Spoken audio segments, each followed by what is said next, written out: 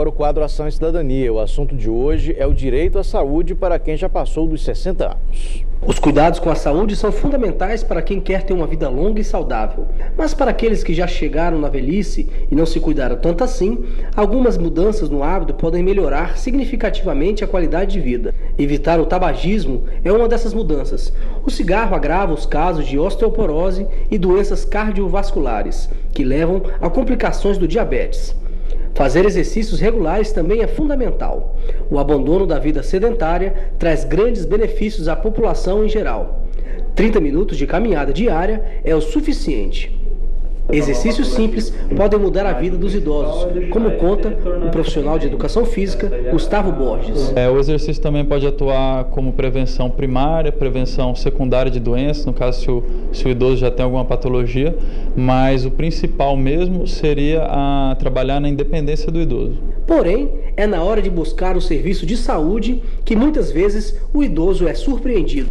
O acompanhamento médico na terceira idade deve ser constante para prevenir casos mais sérios. Porém, muitas vezes o serviço público não atende corretamente. Já quem procura um plano de saúde particular para o idoso sabe como é difícil fechar um contrato. O custo geralmente é alto e as empresas fazem várias exigências. Isso quando conseguem comprar um plano. No Brasil, são mais de 20 milhões de idosos. Este número cresce mais rápido que de crianças e adolescentes. A discussão sobre o assunto ainda é recente, com pouco mais de 10 anos. Ainda há um longo caminho a se trilhar para que o direito das pessoas idosas saia do papel para a realidade de milhões de brasileiros. A gente continua falando sobre o assunto agora com a promotora de justiça Maria Natal de Carvalho Vanderlei. Boa tarde, promotora. Boa tarde. Obrigado pela sua presença aqui no quadro de hoje. Bom, o brasileiro está vivendo mais. Sim. Né? Isso é uma realidade. Isso por conta de vários fatores. Mas e quando chega nessa idade, né, que precisa realmente cuidar mais de saúde? Nem sempre isso acontece, né? É verdade. Nós mesmos, né, na nossa promotoria lá especializada do idoso, nós recebemos bastante reclamações, né, desse público que encontra dificuldade, né, no atendimento dele, né, perante os órgãos públicos, né, principalmente na área médica, né. Quais são as principais reclamações, promotora? Falta de medicamento, né, é uma delas, e o atendimento também, às vezes uma cirurgia que está marcada, não acontece naquela data, né, determinada, e atendimento também, maus tratos, né, abandono dos familiares, quer dizer, uma série de situações nos é apresentada diariamente. Com relação, por exemplo, aos planos de saúde, né, muitas vezes os idosos pagam ali taxas exorbitantes durante a vida inteira e quando chega na hora que mais precisam, eles não têm o atendimento adequado, né? Eles podem recorrer disso aí? É verdade. É porque normalmente na idade, né, idosa, as pessoas já têm uma certa patologia, né? E na hora de contratar um plano de saúde, é lógico que ele vai fazer certas exigências. Embora a lei, né, tanto o Estatuto do Idoso como as outras, nossa Constituição, ela proíbe, né, fazer qualquer discriminação, né, no momento de contratar um plano de saúde. Mas caso esse idoso tenha uma doença pré-existente, aí sim, mesmo com a doença pré-existente, ele não vai poder negar esse plano para o idoso, mas ele tem umas certas situações em que poderá, na carência, né, ter uma carência. Vou dar um exemplo aí de uma pessoa que tem um câncer, né, ele vai procurar um plano de saúde, ali ele não vai poder negar, né, a operadora não vai poder negar fazer esse plano em decorrência dessa patologia. Hoje não pode negar se tem uma doença pré-existente. Não pode.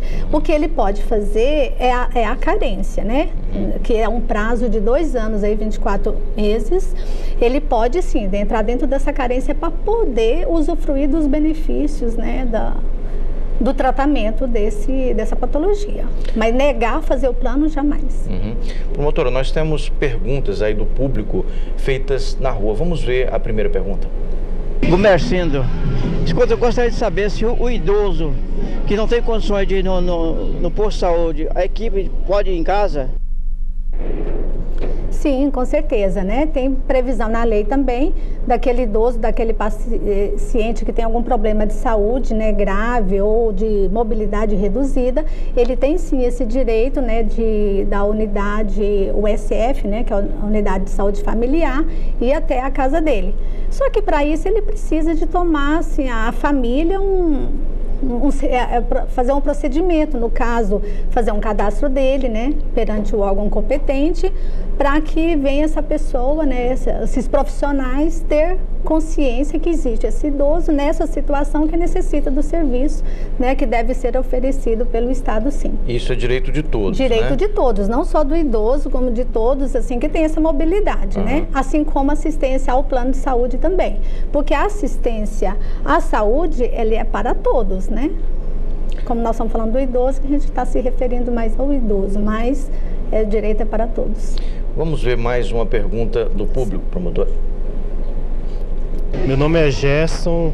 Eu queria saber sobre os planos de saúde, por que os idosos é cobrado mais caro do que os mais jovens?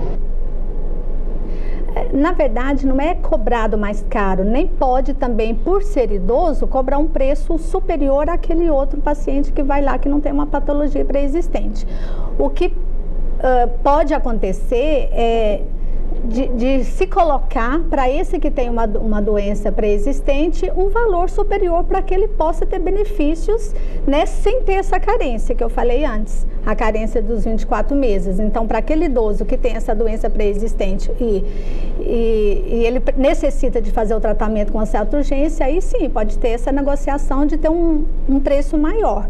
Mas é também proibido. Se isso acontecer, a pessoa pode procurar os órgãos competentes, consumidor, Ministério Público, PROCON, né, para que seja feita essa reclamação. Doutora, pelo Facebook, a Valesca Januário pergunta o seguinte: posso acompanhar meu avô durante a internação dele no hospital?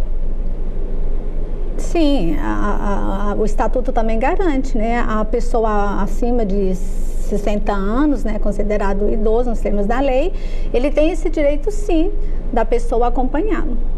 Né? Também o Oswaldo Santos, pelo Twitter, pergunta o seguinte: no caso de acidente, eu posso cobrar do poder público a aquisição de próteses, por exemplo?